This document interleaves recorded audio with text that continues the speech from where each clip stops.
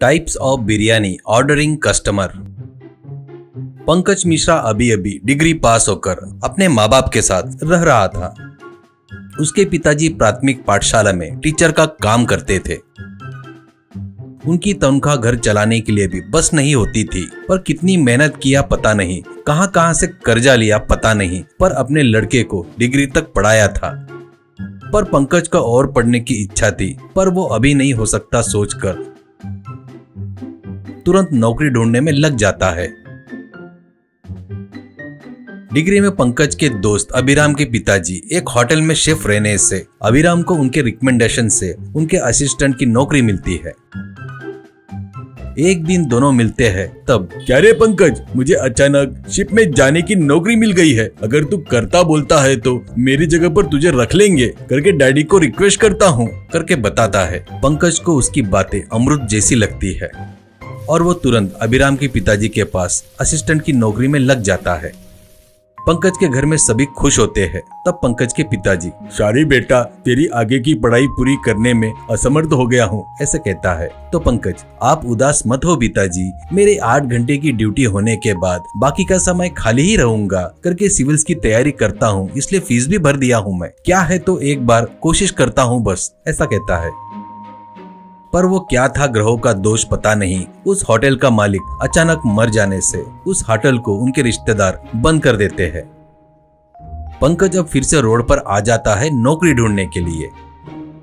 उसके पिताजी पंकज से, दुखी मत हो बेटा, 1 साल तक काम करके होटल में सभी टेस्टी डिश कैसे बनाना सीख गया ना, अब नौकरी के लिए कहीं जाना भटकना नहीं। मेरी पेंशन के पैसों में से कुछ पैसे निकाल कर देता हूँ। अपने गांव के होटल बाजार में तो एक गाड़ी लगाकर अलग अलग प्रकार के आइटम बनाकर बेचकर धंधा लगा। मुझे तुझ पर और तेरे टैलेंट पर पूरा भरोसा है बेटा। किसी के नीचे काम करने की नौकरी ढूंढने से अच्छा यही है, ऐसा कहता है। पंकज, ठीक है पिताजी, थैंक यू, ऐसा कहता है।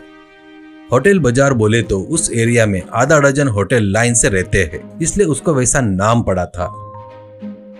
पंकज उस बाजार में एक जगह देखकर गाड़ी लगाकर chicken biryani, mutton biryani, egg biryani, fish biryani, ऐसे हर तरह के बिरयानी बनाकर अपना बिजनेस शुरू करता है।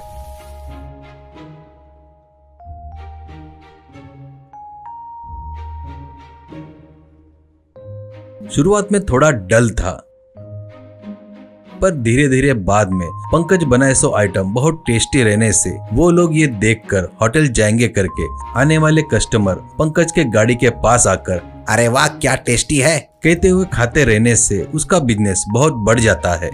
उस बाजार में सभी होटलों में से मंजूषा होटल बहुत फेमस था। उसका मानिक शाह, उसके लिए होटल का बिजनेस बोले तो एक छोटी सी बात थी। वो इसकी आड़ में ब्लैक मनी, चोरी के सोने का व्यापार करते रहता था। उस होटल में कुछ लोग सूटकेस लेकर आना और जाना चलते रहता है।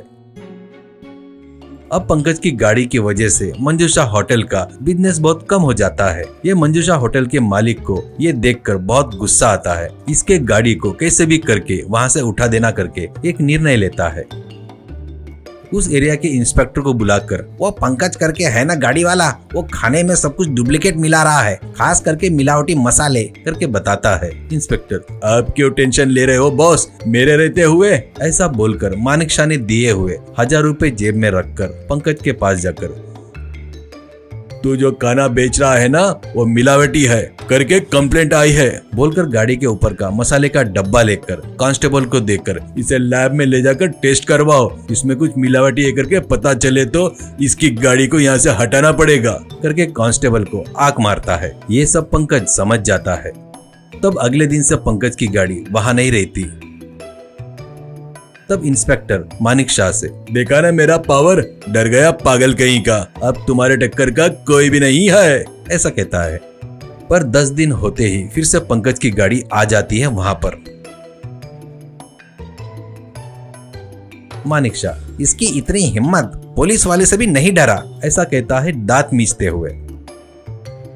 इंस्पेक्टर को फोन करता है तो वो मानिक शाह से, गुरु मेरे ऊपर पुराने करप्शन के केस फिर से खोल दिए हैं, मैं उसी के काम में हूँ। एक काम करो, गुंडों को भेजकर उसकी जमकर धुलाई करके उसकी गाड़ी को तोड़ फोड़ डालो, फिर इस चौक की तरफ आंख उठाकर देखना बोले तो उसकी फट जाएगी, ऐसा होने को होना। ऐसा कहता है। ऐसा सलाह देकर फोन रख देता है।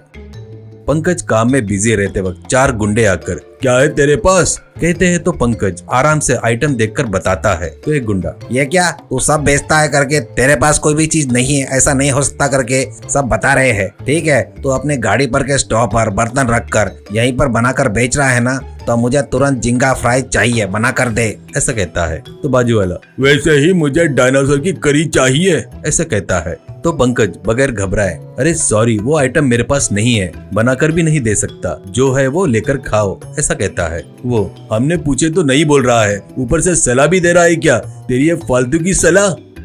कहकर पंकज की गाड़ी को चारों जन हवा में उछालकर जमीन पर पटकते हैं। पूरे वस्तुएं और खाना सब इधर उधर बिखर जाते हैं। उतने में वो नहीं रुककर गाड़ी के टुकड़े टुकड़े कर रहे थे। वो लोग कर रहे इस काम को देखकर पंकज 4 कदम पीछे जाकर आराम से देख रहा था। फिर वो फोन निकालकर, हेलो, मैं डीएसपी पंकज बोल रहा हूँ, 5 मिनट में तुम लोग यहाँ पहुँचो करके बोलता है। वो गुंडे गाड़ी के टुकड़े टुकड़े करने में लगे थे तो एक पुलिस जीप वैन आकर रुकती है। जीप में से एएसपी पुलिस उतरकर पंकज को सैल्यूट करके उन गुंडों को मारते हुए ले जाकर वैन में चढ़ाते हैं। तब पंकज, आपको और एक काम करना है, ये Manik Shah proprietor black money चोरी का सोने का व्यापार कर रहा है, मैं अपनी गाड़ी के पास से उन स्मगलरों को आते जाते देखता हूँ, ऐसा कहता है। एएसपी तुरंत उस होटल में जाकर मानिक शाह को जीप में चढ़ाता है।